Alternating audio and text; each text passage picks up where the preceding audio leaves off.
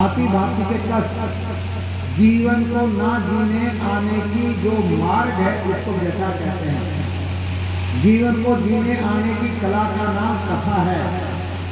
ये राम कथा कैसे जीवन जिया जाए, माता पिता का क्या फर्ज है, राजा का क्या फर्ज है, प्रजा का क्या फर्ज है, पुत्र और पुत्री का क्या फर्ज है, पति और पत्नी का क्या फर्ज है, भाई के साथ भाई का क्या फर्ज है, मित्र के साथ मित्रता कैसे की जाए, और तो और थोड़ी दुश्मन के साथ दुश्मनी भी कैसे की जाए, राम कथा सिखाती है।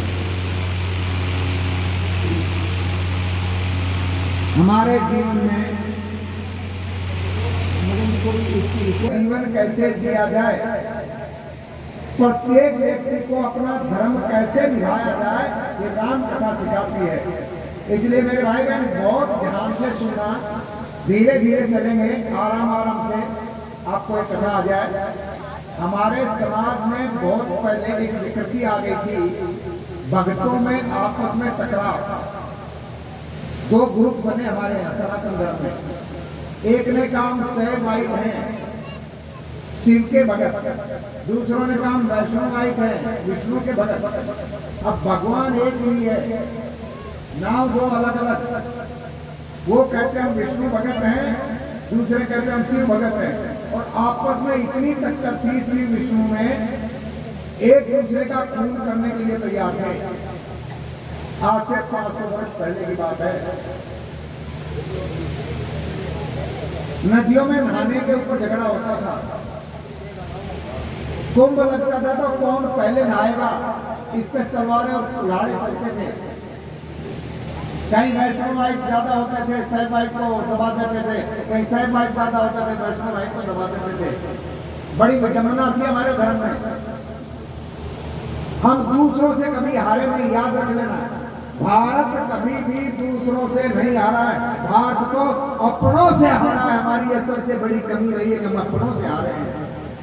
हमारे अपनों ने हमको पीटा है, हमारे अपनों ने हमारा अपमान किया है, हमारे अपने ही हमारा सब सत्यानाश किया है। इसलिए मेरे भाई बहन आज भी हमको सावधानी से जीना है। हम बटे नहीं, हम जुड़े। इसलिए राम कथा जोड़ती है, भागवत कथा जोड़ती है। ये कथाएं इसीलिए सुनाया जाता है कि मानव का हृदय पवित्र हो जाए, मानव बन जाए।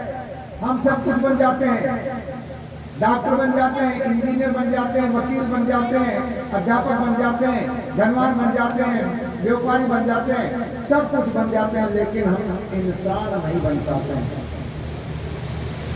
कथाएं हमको इंसान बनाना सिखाते हैं। इंसान कैसा होता है, इंसान कौन है, इंसानियत क्या है, ये कथा सिखाई जाती। इसलिए ध्यान से सुनना कथा को।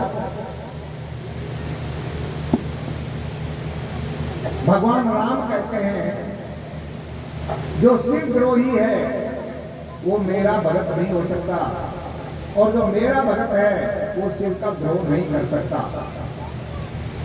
मैं और शिव दोनों एक ही हैं। इसलिए कहीं पे आप देखिएगा भगवान शिव निरंतर राम के नाम का जप करते हैं, तो आप चलिए कहीं पे राम बैठ करके शिवलिंग की पूजा करते हैं।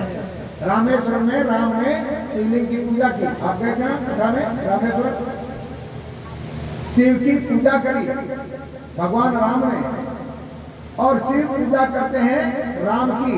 तो राम पूजता है शिव को और शिव पूजता है राम को, फिर इनके भक्तों में टकराव क्यों? फिर जिसने भारद्वाज आश्रम में जाबलिक मुनि आए प्रयागराज में, और जब भारद्वाज जी ने उनको रोक लिया, बड़ी विनती की, माथा रखा चरणों में और निवेदन किया, हे प्रभु मेरे मन में एक संशय है, आप उसको मिटा दें, क्योंकि आप त्रिकालदर्शी हैं, आप तत्व को जानते हैं, जबकि ये भी जानता परमारथ पद परम सुदाना जानते ये भी है भारद्वाज जी भी।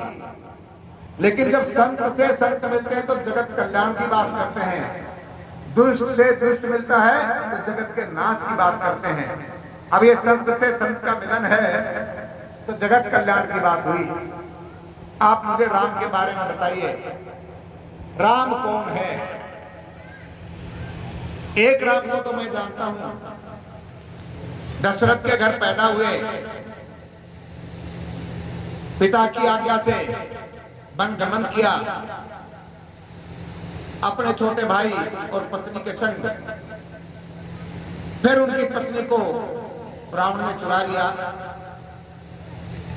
संग्राम ने कोप किया और कोप करके रावण को मार दिया। एक राम तो ये है, इसको मैं जानता हूं। एक राम का जाप निरंतर शिव करते हैं और ऐसा जाप करते हैं कि शिव की समाधि तक लग जाती है। एक दो दिन की नहीं, 87 हजार वर्ष की समाधि लगती है शिव की इसी नाव से। और इसी नाव का जप करने से शिव की नगरी में मरने वाला व्यक्ति परम धाम को जाता है, मुक्ति मिलती है। काशी में जो मर जाए मुक्ति मिलेगी। तो जिसका जाप शिव करते हैं वो अलग है और जिसको मैं जानता हूं वो अलग है कि दोनों एक है। ये मेरा संशय, प्रभु इसको मेट दीजिए। तब जागलिक मुनि मुस्कुराते हुए कहते हैं, हे भारद्वाज जी, आपने प्रश्न तो बहुत प्यारा किया है, बहुत गूढ़ रहस्य का प्रश्न है। अब मुझे ये तो पता चल गया कि तुम राम के परम भगत हो, राम की कथा सुनना चाहते हो, लेकिन प्रश्न ऐसा करते हो जैसे कोई मूर्ख करता है। तो तुम मूर्ख नहीं हो, तुम परम सुजान हो। पर जब सवाल पूछा है तो मैं जवाब देता हूं। जो आप कह रहे मुझे संशय हुआ है, इसी तरीके से एक बारी